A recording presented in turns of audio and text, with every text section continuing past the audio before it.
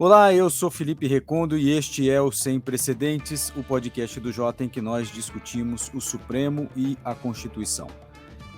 O ministro Luiz Roberto Barroso é o novo presidente do STF, tomou posse numa cerimônia nessa quinta-feira e já mostrou para todo mundo que aquele tempo de discrição tão elogiado da ministra Rosa Weber, da gestão da ministra Rosa Weber, esse tempo acabou. Agora nós teremos certamente um Supremo, ou a presidência do Supremo e a comunicação com a sociedade, muito com a cara do ministro Luiz Roberto Barroso, portanto, muito diferente do que nós vimos no último ano, nesse mandato tampão da ministra Rosa. Nós estamos gravando esse programa numa sexta-feira, 10h40 da manhã é o horário que nós estamos gravando, e hoje à tarde, nesta sexta-feira, o ministro Luiz Roberto Barroso já convocou uma entrevista coletiva para falar sobre a sua gestão. Lembrando, a ministra Rosa Weber ficou esse tempo todo no Supremo e na presidência sem conceder uma entrevista. Foi muito elogiada por isso, mas a gente vê que esses elogios acabam rapidinho, basta mudar a presidência do tribunal. Nós vamos falar sobre o discurso de Barroso aqui, o discurso de posse dele, e ele mencionando vários planos numa agenda que parece mais uma agenda de presidente do Executivo do que uma agenda do Poder Judiciário. Mas nós vamos discutir isso, se é factível ou não é, se isso é sem precedentes ou não é. E eu e Diego Werneck estivemos ontem aqui em Brasília, tanto na posse no Supremo Tribunal Federal, quanto depois na festa que foi oferecida por associações.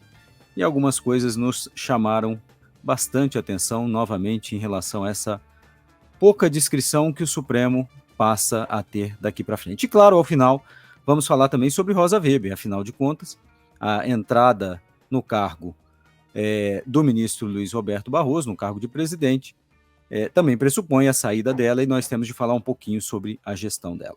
Aqui comigo, Tomás Pereira, da FGV Direito Rio, Juliana Cesário Alvim, da Central European University, e Diego Werneck, do INSPER. Juliana, vamos começar a falar do discurso do ministro Luiz Roberto Barroso na presidência. Eu já acompanhei tantos, já li absolutamente todos os discursos de posse de presidentes no Supremo. Algumas coisas me pareceram bem diferentes do passado, muitos verbos conjugados na primeira pessoa do singular, muito para falar de si, pouco para falar, às vezes, até de tribunal. E me pareceu até um discurso bastante contido em termos de tempo e em termos de palavra.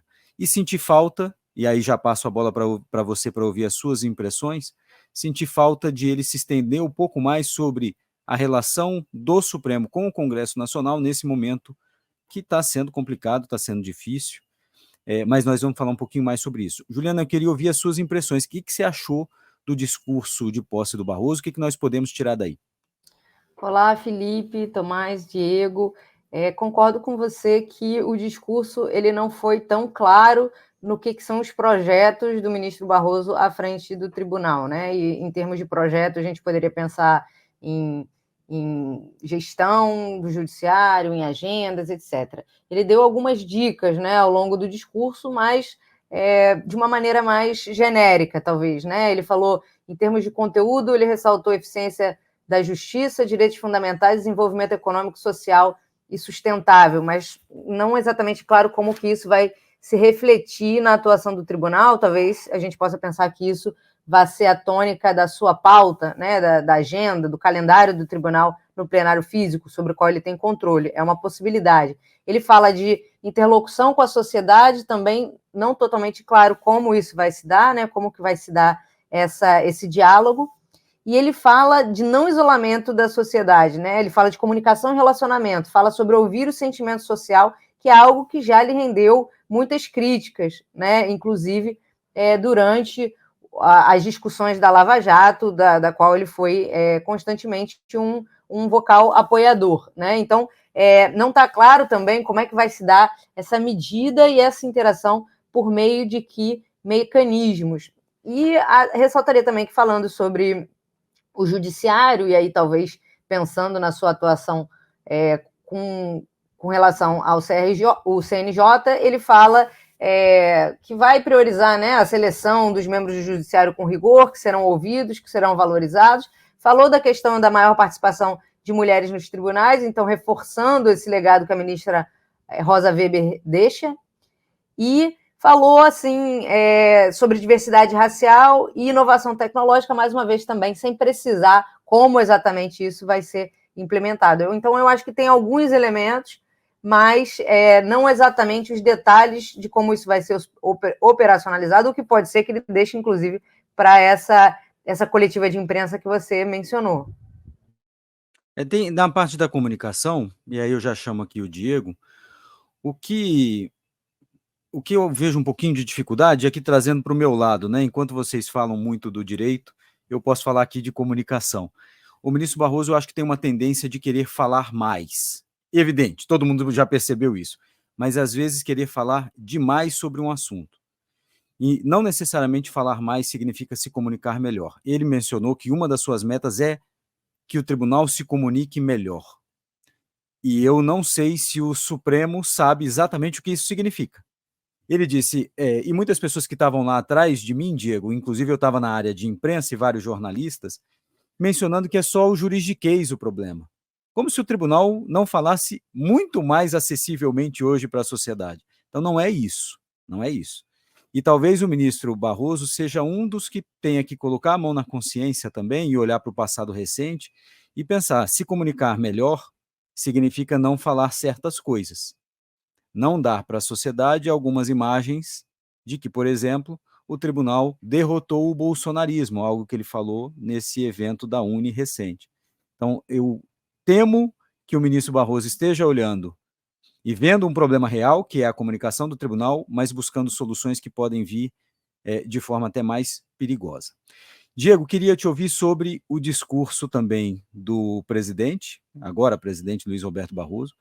O que você destaca? O que você viu que te chama a atenção e que já dá para antecipar um pouquinho do que vai ser ele como presidente? Acho que tem uma coisa que precisa ser dita sobre o ministro Barroso, desde a sua sabatina, antes de ser confirmado como ministro supremo, em comparação, sobretudo, com os seus pares, a média, né, dos ministros e ministros do Supremo, é um ministro que fala muito sinceramente das suas crenças e convicções sobre o mundo e sobre como ele vê o papel do Supremo, e sempre foi assim. Né? Isso talvez seja uma certa continuidade, enquanto ministro, de um traquejo, de uma maneira de se colocar perante essas questões, que é do acadêmico também, de dizer, essas são as minhas visões, essas são minhas ideias. E essa batina do ministro Barroso talvez tenha sido uma das grandes últimas sabatinas sinceras, né? Se você olha as respostas do ministro às perguntas, são respostas que o colocavam em rota de colisão, às vezes com pessoas que discordavam, mas era possível discordar. Né? Ele estava dizendo, eu tenho essa posição sobre esses temas, essa é a minha visão sobre como o Supremo deve lidar com isso, qual o papel do Supremo, qual o papel da Constituição, do Estado. E eu acho que isso mantém constante no discurso de ontem. Algumas coisas que a Juliana observou, elas não diferenciam tanto o presidente do Supremo, Barroso, em termos da sua visão e do que ele revela sobre a sua visão, do ministro Barroso e do indicado ao Supremo Barroso. Né? Acho que tem uma certa continuidade aí de postura, mas uma certa continuidade também substancial. Essas são as visões que ele já tinha adotado em muitos escritos. Né? Claro que a gente pode pensar o que tem de diferente de você falar essas coisas num discurso de posse como presidente do Supremo. Né? Talvez sinalize a ideia que eu acho que é um pouco mais o ponto do Felipe, de que, bom, esse é um espaço para pensar o que um presidente do Supremo pode fazer. Essa é uma questão válida, mas eu destacaria só que não tem novidade substantiva ali. E eu destacaria uma coisa que eu achei que é importante, especialmente para um ministro que, em outros escritos, já observou que uma das fontes de legitimação do Supremo seria vindicar, né, a opinião da maioria, ou não que ele ache que seja só isso, não que ele ache que seja decisivo, mas que o Supremo também cumpre uma função de levar adiante visões que sejam majoritárias na sociedade quando elas estão emperradas no Congresso de alguma forma, né? Uma função representativa de tribunais constitucionais como o Supremo. Isso ele escreveu e defendeu em diversos escritos. Eu achei interessante no discurso a parte em que ele vai dizer que uma instituição que tem o papel, né, que o Supremo tem, não pode depender de aprovação pública das suas decisões, né, que tem que ter um certo descolamento aí. Eu acho isso correto, acho isso importante, e aí eu acho que tem uma certa, uma questão, uma possível diferença em relação em parte, ao menos, algumas coisas que o ministro escreveu em outros momentos. Não que seja uma contradição, porque ele tem uma visão além disso, né, nas coisas que ele escreveu antes, mas eu acho que ele ter escolhido enfatizar isso, né, acho que coloca ele muito mais com uma visão mais tradicional do papel do Supremo. Nosso papel aqui não é, né, auscultar o sentimento da maioria, embora ele tenha falado que o judiciário, em geral, deve procurar ouvir, né, a sociedade sobre seu funcionamento, se está atendendo ou não, mas especificamente quanto ao Supremo, acho que ele reforçou uma visão, me parece importante, correta, mas mais tradicional, de que o tribunal não deve ser julgado a sua performance, né, por quanto ele está agradando na opinião pública. No momento em que o tribunal enfrenta um público que está quase dividido ou dividido em relação à sua aprovação, né, essa é uma posição importante. Acho que é uma posição importante e me parece adequada. É uma mensagem importante dizer para as pessoas, né? A gente nunca vai conseguir agradar todo mundo. Se é isso que vocês esperam do Supremo, mesmo agradar a maioria, não é por aí. Não é assim que vai funcionar.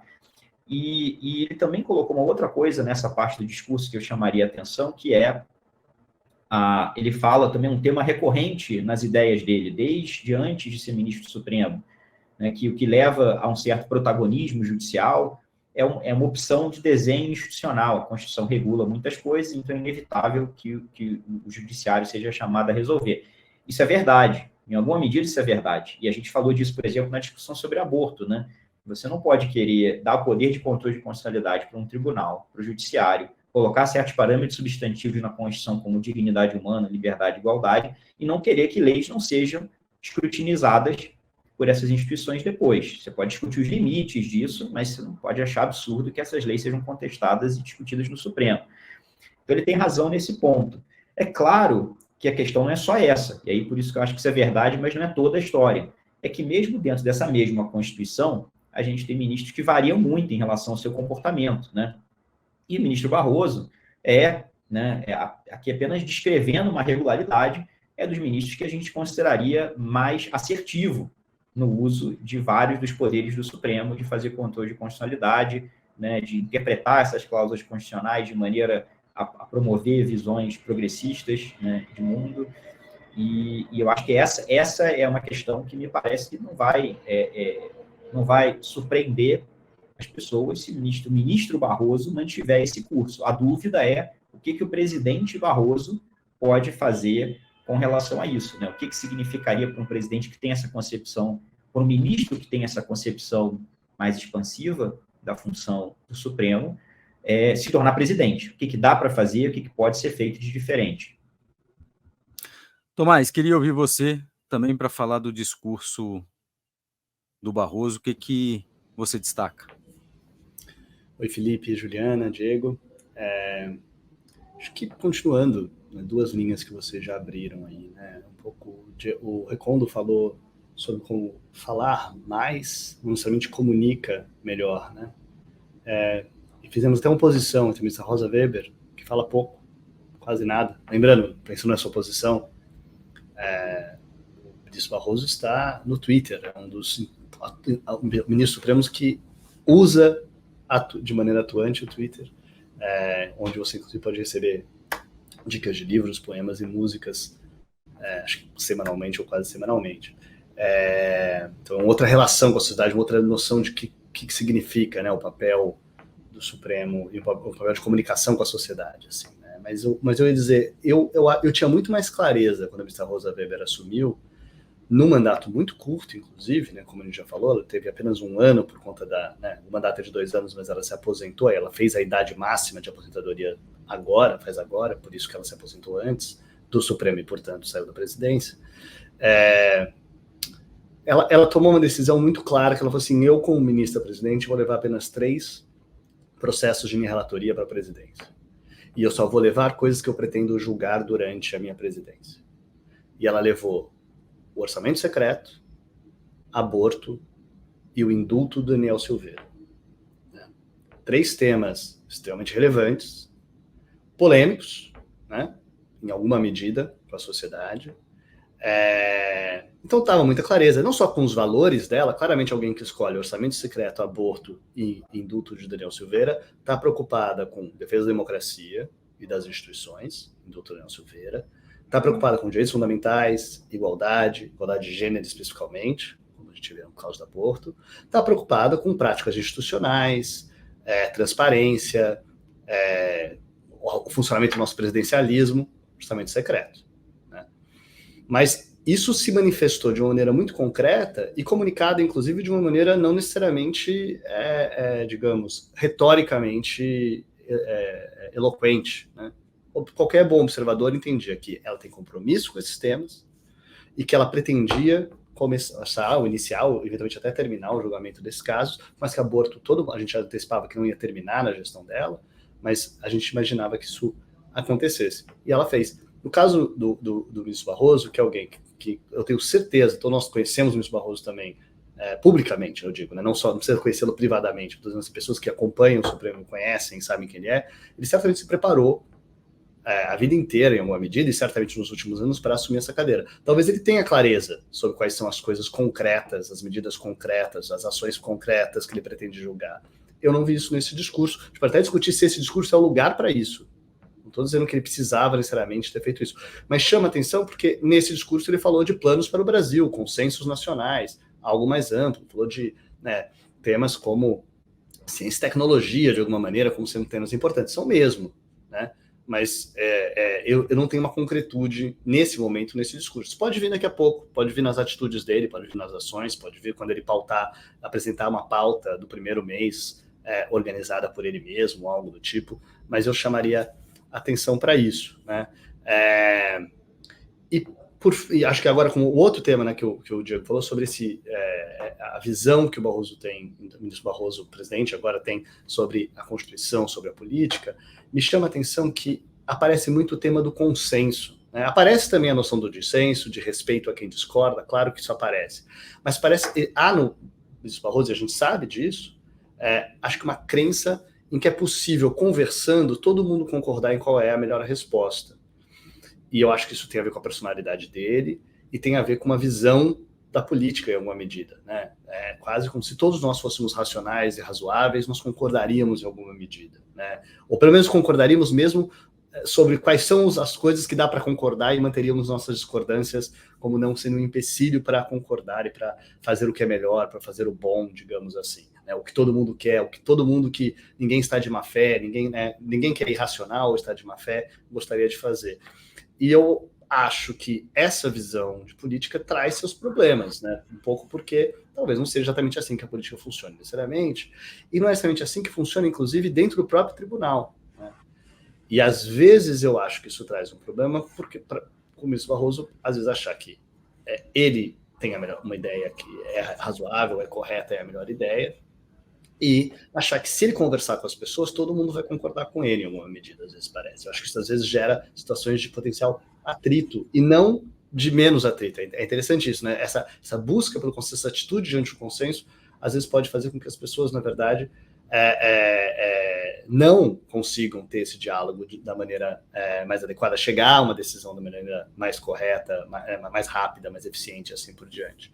E isso eu diria, relacionando com o Diego, com a visão de constitucional do ministro Barroso. É verdade que ele falou que a gente tem uma Constituição e que a nossa Constituição específica regula um monte de coisa, mas eu chamaria a atenção para que tem uma diferença, sim, no Supremo entre ministros que levam a sério a ideia de que a Constituinte de 1988, a política brasileira, representativa de alguma maneira, tomou certas decisões constitucionais e que essas decisões constitucionais limitam o que maiorias podem fazer, limitam o que maiorias parlamentares, congressuais podem fazer, a Constituição tem lá um monte de coisa e que se a gente olhar direitinho, a gente consegue chegar ao que é ao melhor. Eu acho que o ministro Barroso, de maneira geral, se coloca como alguém que está aberto a... Gente, eu acho, né, algo tipo de coisa que eu diria, se algo é bom, tem que ter espaço na Constituição para fazer aquilo acontecer. E até ele já falou isso com essas palavras, inclusive. Então, eu estou parafraseando, assim, eu sei que ele tem palavras, se algo é bom, tem espaço na... E talvez seja verdade que se algo é bom, tem espaço na Constituição para fazer isso acontecer. Isso não significa que vai ser por uma decisão do Supremo. Né? Tem espaço para fazer isso acontecer. Então, eu acho que se colocar como alguém que está aberto, às vezes torna mais difícil, porque daí se você não faz aquilo acontecer... É mais difícil você falar, não, eu não posso fazer isso porque eu não posso, porque a Constituição não permite, porque isso não é papel do Supremo. Você acaba se colocando numa situação em que, não, você não está fazendo isso acontecer porque você não está comprometido com isso, porque isso não é importante para você, porque não é sua prioridade, porque você não concorda. E isso, às vezes, é uma posição complicada para um ministro do Supremo se colocar, especialmente, talvez, para um presidente do Supremo. Ju, você ia falar alguma coisa, desculpa.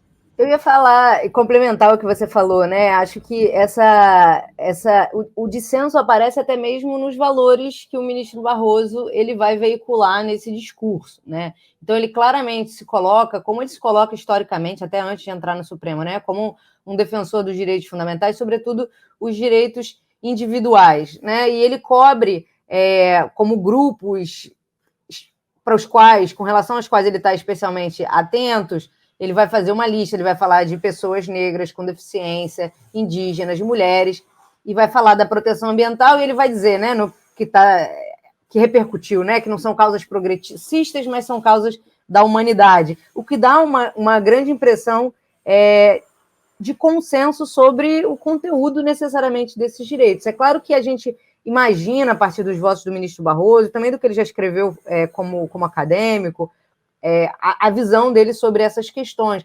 Mas isso não é totalmente claro, né? Se a gente fala de direitos fundamentais, por exemplo, na lista que ele traz, ele não fala de trabalhadores e pobres, por exemplo, né? Pessoas pobres, pessoas de baixa renda.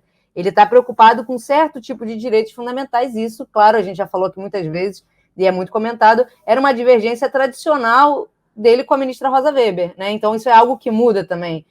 No polo das discussões trabalhistas, ele sempre alinhado à iniciativa privada, à liberdade econômica, e foi algo que, mais uma vez, ele frisa na fala dele, né? Não podemos ter desconfiança com relação à iniciativa privada, vamos incentivar o empreendedorismo e tudo mais. Então, é interessante porque, à primeira vista, talvez, né, essa afirmação dos direitos fundamentais como decorrentes da dignidade humana, como uma causa humanística, encobre divergências que podem haver na própria compreensão do que esses direitos fundamentais são, e nesse caso, eu acho que uma divergência aí com a própria ministra Rosa Weber, ou pelo menos uma diferença, né, de abordagem da compreensão sobre o que abarcam esses direitos fundamentais. Um outro momento que eu destacaria do discurso também que a gente não falou e que repercutiu bastante foi o aceno, né, que o ministro fez com relação às Forças Armadas, né, dizendo ali que no momento, na hora decisiva, não cederam ao golpismo. Também acho que se alinha com isso que você mencionava, Tomás, que é essa tentativa de construção de um certo consenso, onde muitos dirão que não há, né, que há uma divergência, que há uma diferença e que há visões conflitantes sobre o papel da Constituição, o papel do Supremo, etc. Só uma coisa, Tomás, para mencionar o que a Juliana falou agora, sobre esse trecho do discurso na página 6, que ele fala que não são causas progressistas, e ele escreve o progressistas em itálico, chamando a atenção, para dizer, me criticam por ser progressista. E aí ele diz isso que a Juliana mencionou, são causas da humanidade, da dignidade humana, do respeito e consideração por todas as pessoas. Mas como se nesse campo não houvesse possibilidade de divergência sobre saídas do Supremo, por exemplo, sobre marco temporal, sobre aborto, sobre união homoafetiva, como se só pudéssemos ter uma decisão. E eu, apesar de o ministro Barroso ter falado tanto sobre abertura para diálogo, para ouvir, eu acho que tem alguns pontos do discurso que ele se fecha.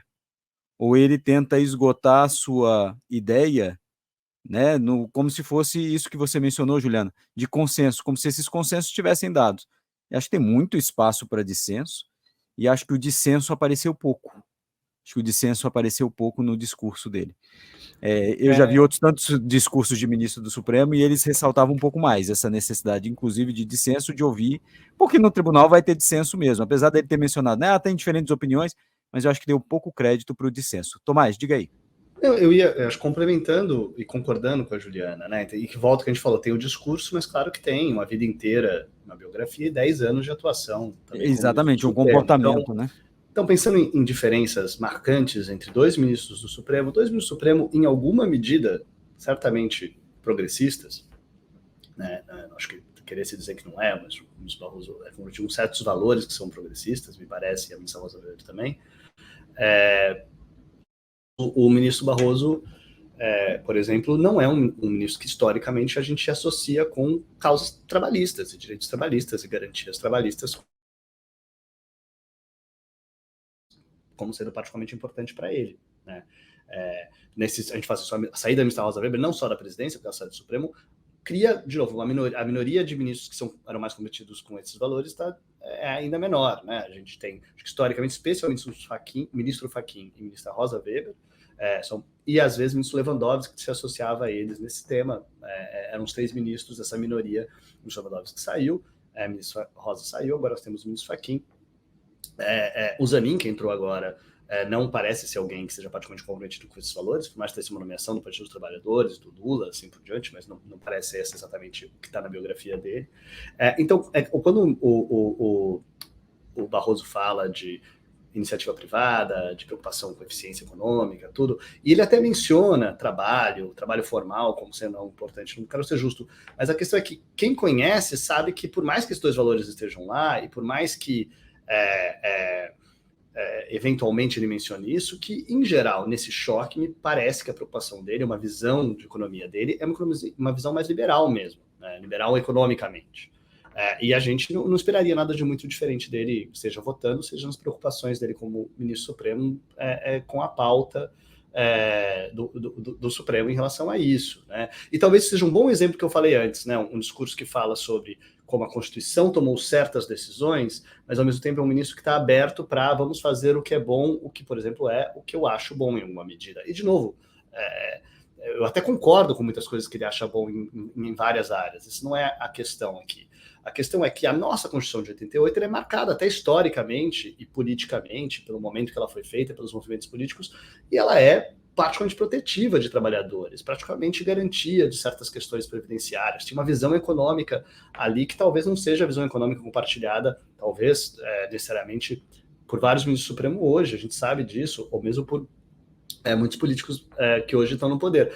Então, às vezes parece que alguém está tipo, não, vamos modernizar, vamos tornar algo mais moderno. Isso não vale só para uma noção de progresso em relação a direitos fundamentais, em relação à igualdade, acho que isso está lá, mas às vezes vale para esse tipo de coisa, e às vezes essa visão de modernizar, ela não é necessariamente sempre mais garantidora de direitos para todo mundo, até porque não teria como ser, né?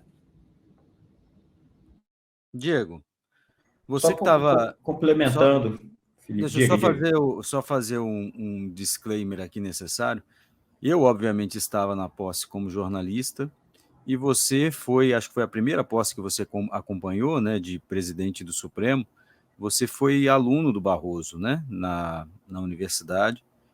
E tudo isso que a gente está falando aqui, a Juliana também, você foi aluna dele, né, do professor Barroso. Muito do que a gente está falando aqui, eu o conheço também desde a época da advocacia, não fui aluno, mas muito do que a gente está falando aqui é com base no que a gente já ouviu tantas vezes dele, do comportamento dele, né? É uma figura que a gente acompanha há tanto tempo e é muito transparente. Então, às vezes, algumas coisas que a gente fala do discurso, interpreta o discurso, não necessariamente estão nele, mas a gente já conhece há tanto tempo que a gente já vê os próximos passos, já vê até o que ele já disse sobre esse assunto em tantas outras vezes, né? Mas, Diego... Sim, especialmente porque, como eu mencionei, é uma maneira muito transparente sempre de colocar suas posições e suas visões de mundo, né? E Sem dúvida, né? É importante fazer o disclaimer do disclaimer, que o ministro Barroso foi meu professor na UERJ, né? Foi importante na minha trajetória, é uma referência importante para a minha formação de outras pessoas no direito constitucional. E queria destacar 2 ou 3 coisas aqui, a partir do que foi dito. Primeiro, essa coisa da divergência que o Tomás falou, o Felipe pontuou também, tem um componente adicional de complexidade em um tribunal que está cada vez mais à vontade para decidir de maneira que não é binária, né? Não é isso é constitucional, isso é inconstitucional, tem ou não tem, mas é como tem que ser regulado esse tema. Olha o caso agora das drogas, né, por exemplo. Quando você vai chegando nesse nível de atuação, que é um problema em si, mas não é o objetivo do meu ponto aqui, não é discutir isso, mas isso complica a questão da divergência, porque agora não é mais saber se você é contra ou a favor, né? Se você acha que é constitucional ou inconstitucional. Agora, muitas vezes, o Supremo está se colocando na posição de dizer qual a regulação adequada para determinado tema, ainda que seja formulado num vocabulário de interpretação conforme a Constituição, o que é necessário para ser compatível com a Constituição. O fato é que são operações intelectuais muito próximas de legislar, né? Mesmo que você ache que é papel do tribunal, os ministros vão estar lidando aí com variações, às vezes muito minuciosas, né, de regras diferentes, que, sem dúvida, você vai precisar encontrar muito espaço para conversar e dialogar para resolver essas coisas de maneira, ainda para os termos do tribunal, que seja de maneira adequada. E eu complementaria... Diego, só sobre isso, que eu acho que vale lembrar, nós, inclusive, escrevemos na época, acho que 3 textos diferentes sobre isso, na época, como é o mesmo tribunal que, durante as crises que nós passamos recentemente, e não que todos os ministros estivessem de acordo com esse ponto naquele momento. O tribunal se dividiu em alguma medida. Mas é um tribunal que, falando em sucessão da presidência, a gente está falando agora de sucessão da presidência do Supremo, quando houve o momento de sucessão de presidência da Câmara e do Senado, os ministros estavam dispostos a reinterpretar, pensar o que era para fazer, o que não era para fazer, de acordo para permitir ou não permitir a reeleição do Rodrigo Maia, do Alcolumbre, e de acordo não simplesmente com visões do que a Constituição deveria ser ou não deveria ser, mas claramente pensando no contexto político nacional, aquelas pessoas, o que elas estavam fazendo, e mesmo concordando, às vezes, concordando que Rodrigo Maia, por exemplo, foi um ator importante em defesa da institucionalidade e da Câmara num momento de conflito com o governo Bolsonaro. Não tenho nenhuma, e durante a pandemia, não tenho nenhuma dúvida disso, mas é um tribunal que com frequência, ministros diferentes, em situações diferentes, podem assumir uma bandeira ou outra. Não é que eles todos assumem a mesma bandeira ao mesmo tempo, necessariamente, mas é um tribunal que, de maneira geral, e eu não diria que o ministro Barroso se diferencia disso especificamente, se mostra disposto a tentar resolver problemas, né? Resolver um problema que nós temos aqui. Então, traz para mim que, quem sabe, a gente não consegue resolver isso aqui. Eu acho que esse caso, por exemplo, acho que eu estou lembrando até porque você escreveu sobre isso comigo, acho um bom exemplo dessa atitude do tribunal. E nesse caso específico que você mencionou, Tomás, curiosamente, se eu não me engano, o ministro Barroso votou contra, né? Ele esteve, na maioria, felizmente vencedora, que entendeu que era demais você entender que onde a Constituição proíbe, se houve uma mutação para dizer que agora pode.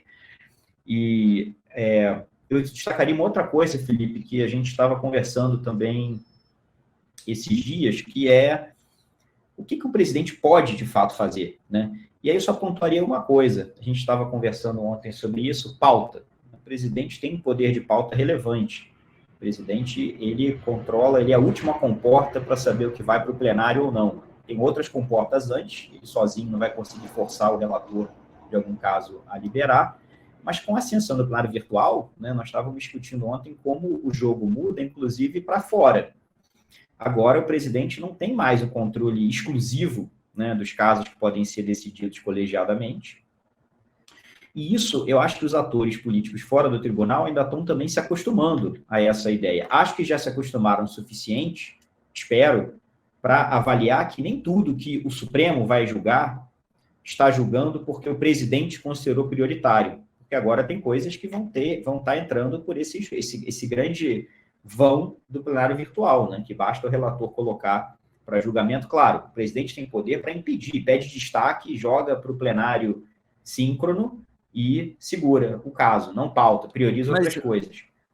Pois é, mas nem isso dá para fazer muito, né, Diego? Esse exercício de poder, por exemplo, que você menciona agora, de o presidente poder destacar várias coisas para tirar do virtual, isso também tem muito limite, né? O presidente não tem como ficar fazendo esse tempo todo, né? Era o que eu concordo totalmente, é só dizer que existe. Então, assim, numa situação que seja crítica o presidente, ele pode fazer isso, mas ele não vai fazer isso sempre, não quer dizer que ele tem esse controle usual, né? Não, de fato.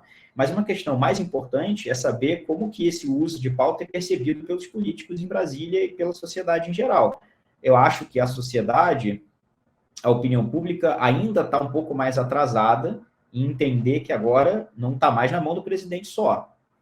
Mas Brasília, eu acho que já deveria ter entendido isso, né? Antes que a gente pense, o Barroso colocou certo tema para julgamento, então vai gerar problema com o Congresso, que vai acontecer com toda a presidência agora, acho que tentar ver quanto que Brasília faz essa distinção. Não, isso aí o presidente não tem mais controle.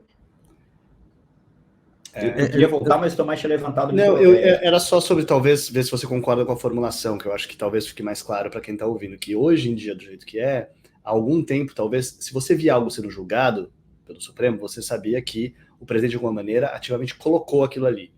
Então ele tinha um controle sobre o que era julgado e o que não era julgado, por consequência, obviamente.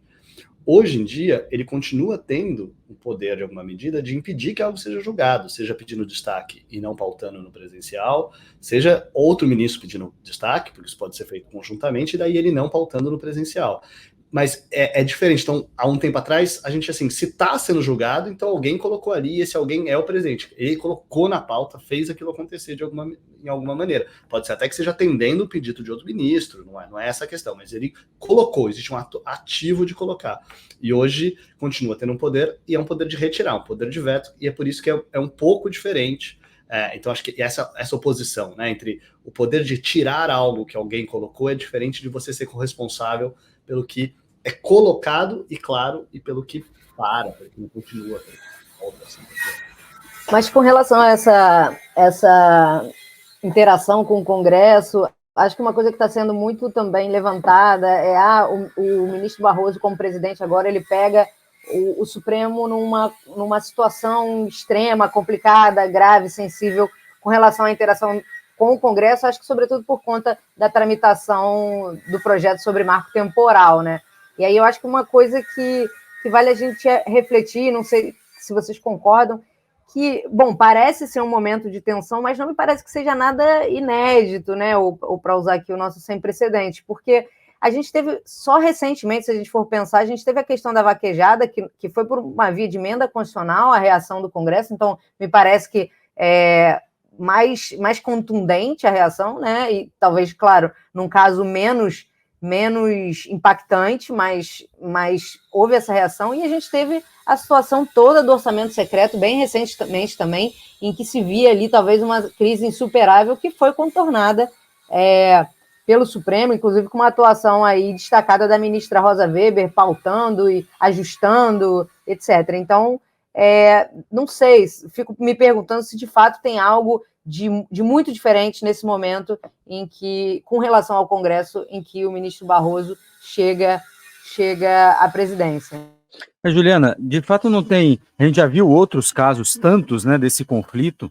Houve casos de CPI, por exemplo, na época do ministro Veloso, quando era presidente. Houve casos do ministro Celso de Mello, também em conflito aberto com o Congresso Nacional. Houve caso do Maurício Correia em conflito com o Executivo. Conflito sempre tem, mas eles têm que se resolver, né? Eles precisam se resolver. E a dificuldade agora, com o marco temporal, houve aprovação no Congresso Nacional, no meio do julgamento do Supremo, de uma legislação para fazer frente ao julgamento. Houve proposta no caso de drogas, e se o aborto voltar, vai ter também. Então, me parece só que esse problema precisa ser endereçado, e não me pareceu fazer muito parte do discurso do Barroso, não. Tem um parágrafo sobre isso e mais nada. Mas, Felipe, você não acha que isso tem a ver com o fato de que o Supremo também está retomando uma pauta mais proativa, né? Claro, tem a ver com a nova dinâmica de como é que as coisas estão entrando em pauta, que o Diego mencionou e tudo mais, e aquelas reformas que foram feitas na gestão da ministra Rosa Weber, de evitar, né, pedidos de vista indefinidos ou monocráticas que não são submetidas, mas também talvez com o próprio momento com relação ao Executivo, não? Se a gente pensar que o Supremo não está tendo que lidar, como teve, por exemplo, se a gente for pensar só em Covid, e talvez até no orçamento secreto, com uma agenda que está sendo imposta a partir do Executivo, né? Reagir rapidamente a medidas que estão sendo tomadas pelo Executivo. Então, talvez nesse momento de um certo apaziguamento na relação com o Executivo, o Supremo volte a tratar daquele passivo, né, de toda aquela pauta que estava lá, que estava parada e que vai ser colocada e que aí leva a essas questões que são cruciais, são determinantes. Juliana, mas a gente ouvindo ontem na posse, muita gente, né? Gente próxima, inclusive, do Barroso, claro, né? Os convidados dele, pessoas que têm intimidade com ele para dividir essas opiniões. Será que o momento era de colocar, por exemplo, aborto? Claro, a ministra Rosa estava saindo, esse assunto entrou. Mas nós vamos colocar até o final do ano assuntos divisivos? Será que é o momento de fazer isso? Será que não é o momento de... Quantas vezes nós tivemos de acompanhar sessões de Supremo de embargos de declaração de coisas chatíssimas e que a política não estava nem aí? Será que não é o momento de fazermos isso? É isso que me parece só da relação com o Congresso Nacional, está num nível tão ruim que talvez seja melhor baixar a bola e esperar o próximo ano, ver como é que esse clima vai se estabelecer e aí continuar. É claro, estou fazendo aqui um argumento político, né? Claro que a gente quer que o Supremo julgue as causas que precisa julgar, mas não me parece que seja o momento, e não para menos o ministro Barroso tirou aborto da pauta, não me parece o momento para esses julgamentos mais divisivos. Marco temporal estava aí, levou uma reação do Congresso Nacional imediata. Drogas, imediata. O que for julgado dessa forma, até o final do ano, pelo menos, a gente não sabe até quando isso vai ser assim. Como o presidente está tomando posse, talvez seja melhor baixar o clima, baixar a temperatura, estabelecer alguma ponte com o Congresso Nacional para, então, voltarmos a ter essa agenda, fazer essa agenda voltar. Diego, nós todos te interrompemos. Diga aí. Não, eu ia entrar em outros tópicos, foi ótimo vocês terem esgotado essa discussão. Eu só vou retomar a relação aí de ser o Barroso assumindo a presidência, mas a ministra Rosa Weber saindo, né? E acho que tem uma coisa que foi muito fundamental na presidência dela, falamos muito disso aqui, né? Foi mencionado também ontem no discurso, a reforma adotada na presidência dela, fundamental, a consolidação de anos de debate interno e fora do tribunal, mas que foi na presidência da ministra Rosa Weber que se adotou medidas para, né, controlar pedidos de vista ilimitados e também liminares monocráticas que não são sujeitas ao controle do colegiado. O ministro Barroso, acho que é um dos ministros do Supremo que também, há muitos e muitos anos, tem um ímpeto sincero, explícito, sistematizado, para quem quiser ver as propostas, de reforma do tribunal. Então, eu acho que também é uma presidência que a gente deveria esperar propostas nesse sentido, né? Um controle fino de como essa reforma da ministra Rosa Weber está sendo implementada. Essa individualização do Supremo é um problema que o ministro Barroso reconhece e discute há muitos anos, e ele tem outras propostas, né? Já apresentou algumas agora, antes mesmo da sua posse, com relação à sustentação oral, né, no Supremo. Acho que isso é uma das coisas também que vão caracterizar essa passagem da ministra Rosa para o ministro Barroso. Acho que vai ser ainda parte de um arco de reformas do funcionamento interno do tribunal, e espero que seja assim. Acho que é importante que o Supremo tome a dianteira nessas reformas. E outra coisa que eu pontuaria... Me permita, Diego, desculpe claro, te interromper de favor, novo, mas e a gente estava também conversando ontem sobre isso na posse, e conversamos aqui também no nosso Sem Precedentes, nos bastidores, né? Também tem que a gente pensar que o presidente do Supremo, eu acho que tem uma ilusão das pessoas de achar que o presidente do Supremo é o presidente da Câmara, é o presidente do Senado, é o presidente da República. Ele pode muito pouco. Sem os colegas, ele não pode nada. Ele não aprova uma emenda regimental sem o apoio dos colegas. E Barroso, desde que chegou ao tribunal, defende essas propostas, algumas delas que foram aprovadas pela ministra, na gestão da ministra Rosa. Mas sem o apoio dos colegas, ele não angariou esse apoio dos colegas de imediato, isso não vai para frente. Então, eu acho que também temos de dourar a expectativa de que o ministro Barroso pode ter muitas boas ideias, e ele certamente as tem, mas se não conseguir comandar o colegiado, não vai.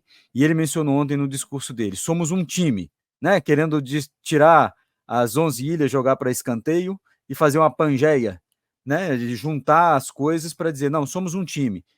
E é muito bom ter vocês ao meu lado, a gente estava falando disso ontem. Não é ele que está ao lado dos ministros, são os ministros que estão ao lado dele. Um pouco de cuidado todo presidente tem que ter para amealhar os outros, para angariar apoio dos outros. Se não tiver, essas propostas podem ser maravilhosas, mas elas não andam.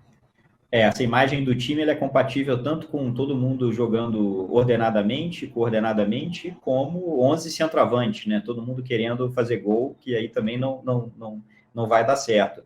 Mas o que eu ia observar, Felipe, nesse ponto também dos poderes da presidência, é que... Não, na verdade, desculpa, eu ia falar agora da ministra Rosa Weber especificamente, né?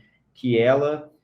a saída dela, né, do tribunal, não só da presidência, mas do tribunal, ela vai ter duas mudanças interessantes na demografia do tribunal, digamos assim. Primeiro, o que muita gente já observou e corretamente, né, gera preocupação, a gente vai ficar com uma mulher só na composição do Supremo. Não há indícios de que esse problema vai ser resolvido com a próxima indicação do presidente Lula, pelo que, né, a gente sabe das pessoas que estão com mais chance de serem indicadas. E dois, fecha-se talvez um arco em que o Supremo teve por muitos anos 2 ministros na sua composição que eram oriundos da Justiça do Trabalho, o ministro Marco Aurélio e a ministra Rosa Weber, né? E é difícil imaginar que haja uma indicação com esse perfil ocorrendo nos próximos anos. No futuro próximo, é difícil ver a Justiça do Trabalho tendo, né, pelas indicações do presidente Lula nos próximos anos, um outro ministro aparecendo lá. Evidentemente, não se trata de modo algum aqui de achar que tem que ter cota para diferentes justiças, cota para diferentes perfis profissionais, mas é algo que se perde em termos da experiência de um tribunal que julga muitas questões, estão julgando muitas questões que envolvem direitos trabalhistas. E não só isso, né, Diego? Também não tem, a gente não está dizendo aqui que no TST, por exemplo, não tem ministros que não teriam capacidade de serem indicados. Eu até discordo de você. Eu acho que pelas pessoas que estão lá, eu acho que nós podemos ter, num espaço de tempo, novamente alguém. Mas isso passa pela característica agora do Supremo, das indicações, de se indicar pessoas que são muito próximas politicamente a você, as suas ideias. E aí, talvez, por isso, a gente talvez não tenha. Aí a gente o ponto não é sobre a Justiça do Trabalho, o ponto é sobre as indicações esperadas, da lógica esperada do momento, sim. Mas eu chamaria atenção, como eu disse antes, duas coisas, né? Um é que é notável, especialmente, num contexto em que temos um presidente da República, que é Luiz Lula, que é alguém associado com pautas trabalhistas, né? Então a gente não tem... Mas eu também queria só deixar claro que há ministros no TST que não são grandes aliados de pautas trabalhistas, que foram, inclusive, nomeados em outros governos por outros, e que tem outro perfil. Então também não queria que tivesse uma associação fácil em vir um ministro do TST, necessariamente significa que as garantias... se tivesse vindo um ministro do TST no governo Temer, por exemplo, provavelmente não seria... ou Bolsonaro, não seria não seria necessariamente alguém particularmente defensor das garantias trabalhistas. Então, eu não estou fazendo associação fácil entre as duas coisas. Mas há certamente diversos que são, né, que vocacionados e que estão lá exatamente por isso. E chamaria atenção, concordo com o Recondo, há ministros do TST que poderiam ser nomeados, se a questão fosse simplesmente a gente olhar para o perfil de nomeações anteriores, para como funciona Brasília e essas coisas, mas eu acho que um grande empecilho hoje é esse fator de proximidade, confiança direta e imediata do presidente da República, que parece ser a pauta das nomeações que a gente vai continuar vendo por um tempo. Mas então estamos de acordo que essa saída da ministra Rosa Weber, provavelmente não vai haver uma substituição no horizonte próximo de alguém da Justiça do Trabalho, né? Eu acho que isso não deve acontecer. Verdade. Agora, eu queria chamar a Juliana aqui para a gente encerrar, para nós falarmos de uma coisa que a gente ouviu muito ontem, hein, Diego, lá na festa, conversando com tantas pessoas. O ministro Barroso está prometendo muito e o discurso dele é bastante ambicioso, ótimo que seja. O discurso da ministra Rosa Weber não foi ambicioso, mas ela, ao sair, ela entrega algo no CNJ que estava no discurso dela, mas não como uma meta muito objetiva e específica, mas que é um legado difícil da gente ver no passado recente. Juliana, queria que você falasse sobre isso. Pois é, isso é bastante importante. A gente comentou muito na semana passada sobre o voto de aborto, né, que é um grande legado que ela deixa, mas no CNJ ela consegue, né, uma aprovação de uma regra para ampliar o número de juízes mulheres e para além disso, da mudança, que ainda é uma mudança inicial, que a gente pode até pensar, né, em mais medidas para ampliar ainda mais o que foi decidido, ela coloca na pauta um debate muito importante. Eu acho que ela teve, nessa reta final, essa importância muito grande, além de tudo, né, além de tudo que estava sendo julgado, de realmente trazer essa discussão, né, de composição do judiciário e gênero no judiciário. Então, muito importante, isso vai aparecer no discurso do Barroso, então é uma discussão que não se encerra com a saída dela, eu acho que isso é muito importante. Para além da vitória que ela conseguiu, e ela se engajou, né, bastante nesse processo no CNJ, para além da vitória, ela colocar isso na agenda, colocar isso na pauta é fundamental e mostra, né, acho que exemplifica, ilustra como é importante ter uma ministra mulher que se apodera dessas pautas e as promove. E concordo com você, foi algo que apareceu no final, mas apareceu de uma maneira bem importante, alguma coisa que não foi necessariamente sendo construída, mas talvez a gente possa dizer que a legitimidade dela foi construída, que permitiu que no final ela conseguisse dar essas duas, né, conseguir essas duas vitórias importantes, o voto do aborto, né, que é, como a gente já falou aqui, histórico, e essa vitória no CNJ. Última coisa que eu falaria pensando aqui um pouco, né, como vai ser a ministra Rosa Weber no pós-Supremo. A gente viu alguns ministros que tentam se manter em evidência, né? Acho que é difícil a gente imaginar que a ministra Rosa Weber vai fazer isso, já que já não fazia no tribunal e na presidência, e acho que o fato dela não ter ido na festa ontem é algo que também exemplifica isso. Né? Bom mencionar isso, Juliana, bom mencionar isso, porque a gente estava, desculpe te interromper, mas a gente estava falando disso, né, antes da gente começar a gravar, né, que ela não foi na festa. Ela, na posse dela não teve festa, né, ela fez a posse, mas não teve festa. O que você acha, Juliana, que a gente pode esperar dela fora do tribunal? Vamos ver, mas acho que não tem por que mudar, né, essa conduta. Será que ela vai conseguir? Será que ela vai sair totalmente ou ela vai conseguir canalizar, digamos assim, né, algumas das suas intenções, suas inquietações por alguma via que não contradiga essa postura discreta que ela adotou até realmente o último minuto, né? Mas eu já falei com ela sobre isso, inclusive perguntei o que faria. Nós não veremos certamente ela dar parecer, advogando, falando sobre o Supremo.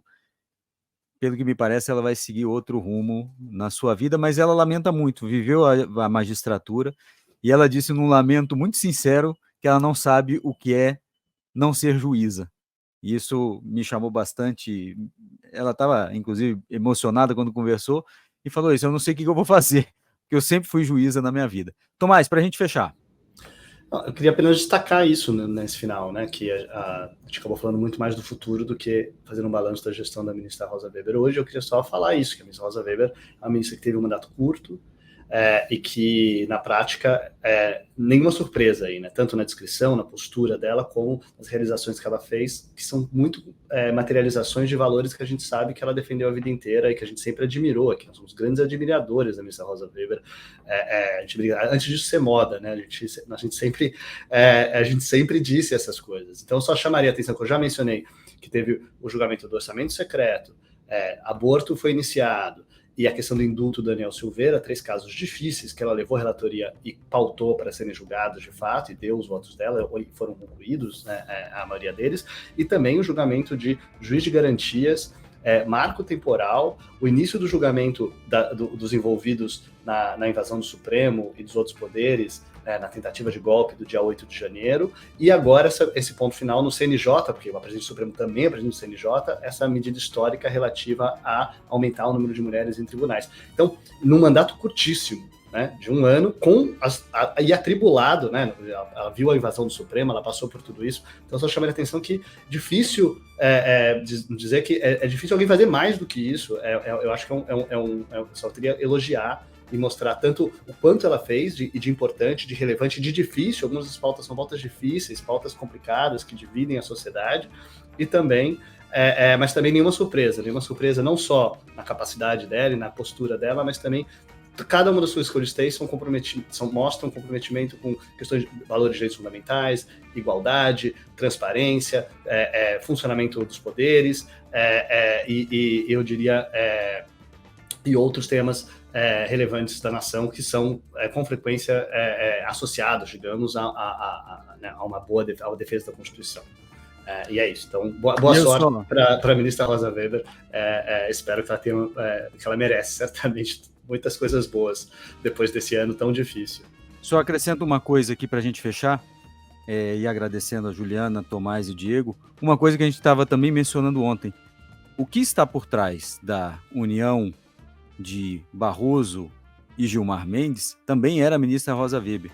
Quando os dois resolvem conversar e telefonam um para o outro, foi para organizar uma reação do tribunal aos ataques que a ministra Rosa Weber sofreu como presidente do TSE. Então, em parte, essa posição dela discreta, discreta, isso vale discreta para tantas coisas, mas é o que ajudou também a unir o tribunal. Afora os ataques que sofreu, a presidente também conseguiu unir o tribunal. Esperamos que essa união permaneça. Diego Werneck, Tomás Pereira, Juliana Cesário Alvim, muito obrigado. Até semana que vem. Obrigada. Obrigado. O Jota desenvolveu uma plataforma inteligente para quem trabalha com política. Agora ficou mais fácil antecipar cenários, ficar por dentro dos bastidores políticos e utilizar as nossas ferramentas inteligentes de análise de dados para ter mais previsibilidade institucional nos 3 poderes. Tenha acesso aos nossos alertas e apostas da semana, análises políticas exclusivas e reuniões com os nossos especialistas, relatórios especiais, ferramentas de inteligência artificial e eventos exclusivos com as figuras mais importantes da política nacional. JProPoder, a plataforma número 1 de relações governamentais no Brasil.